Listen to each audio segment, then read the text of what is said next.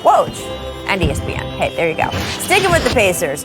It's rare, guys, a high-profile player leaves their team after their rookie contract. Also rare that a high-profile restricted free agent would sign with the Indiana Pacers. And that is not a dig. That just hasn't happened that much before. That isn't indeed, though, what happened with Malcolm Brogdon. The former Rookie of the Year chose to leave the team with the league's best record to join the Pacers on a 4-year deal, $85 million. So that's nice. But this was very unconventional because we expected a team to sign Brogdon to an offer sheet, and instead, what happened, Brian? Well, and Mully knows this because he was an executive when this stuff was going on. When you're signing a restricted free agent, a lot of times you will give a toxic offer sheet that have poison pills. Huge exploding salaries, front-end bonuses, options. You want to do everything you possibly can to de-incentivize a team from matching it, and teams have gotten creative over the years. The Brooklyn Nets have given out several very toxic offer sheets in the last few years. Of course, the danger of doing that is you have that contract. That's exactly on your right. books. That's exactly right. But there's ways to do it, and I won't give them those details here. So in this case, Herb Simon, who is the old-school, well-respected owner of the Pacers, called up the Bucks ownership and said, we would like to sign your restricted free agent, Malcolm Brogdon. We do not want to give a toxic offer sheet. I don't believe in doing that to a partner of mine. Can we work out a deal? Now, this has obviously happened in the past, but very rarely would he reach out like that on the first day of free agency, and they would agree on the first day of free agency. And it was a hell of a deal for the Bucks, because I don't think the Bucks were going to match an $85 million offer. We'll never really know. And I'm sure the Bucks in those talks said, yeah, we'll match. You better de-incentivize us from matching.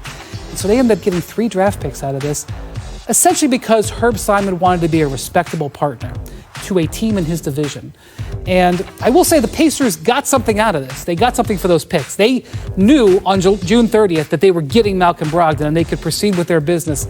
The Bucks, if they wanted to, could have held them up until as late as July 8th, maybe even July 9th, and they wouldn't have known. So the Pacers did get something, but it was a high price I felt that they paid, and initiated by owners-to-owner communication, which is not something we always see so civilly. There's a couple of owners in the NBA right now who are involved in lawsuits against each other. Right. This is not something we are seeing normally in the 2019 NBA. Chris, have you ever heard of something like this when you worked in a front office? That's a refreshing story, by the way. And I played for the Pacers, right? So the Simon families, that's the way they do business, straight up class.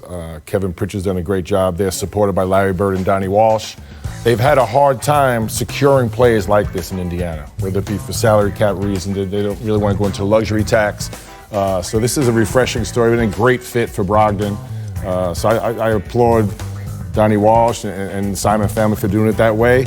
I think the Pacers are on track to improve.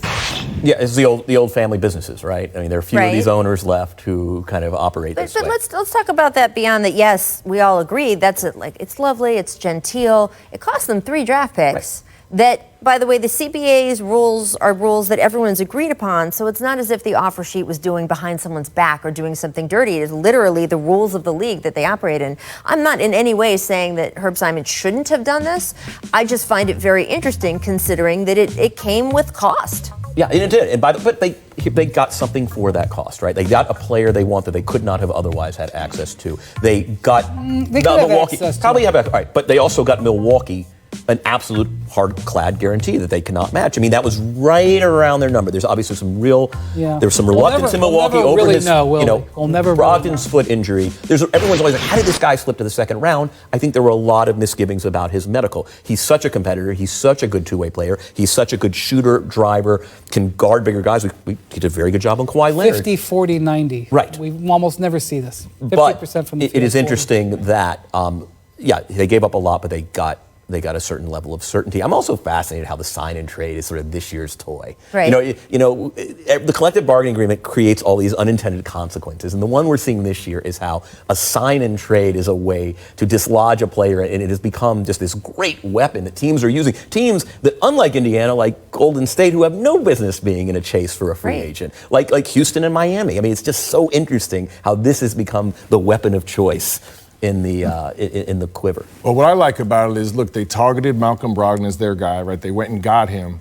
but it's how they did it, right? So what the Pacers are saying, it does matter how you do things. Much like how Kevin Durant exited Golden State, and what Golden State did was praise him, thank him, and retire his jersey. So I think they're looking long-term, too. How we treat players does matter, and how you do business matters. Yeah, no, that's a great point. Coming up, we will talk more about Kawhi, because that's what there is to talk about. And there's airplanes, and there's SUVs, and there's helicopters. The 5 or the 6? So we will. I love those behind-the-scenes stories, Brian. That is fantastic. Yeah. The Jump will continue with more of all of it. Remember Kevin Durant?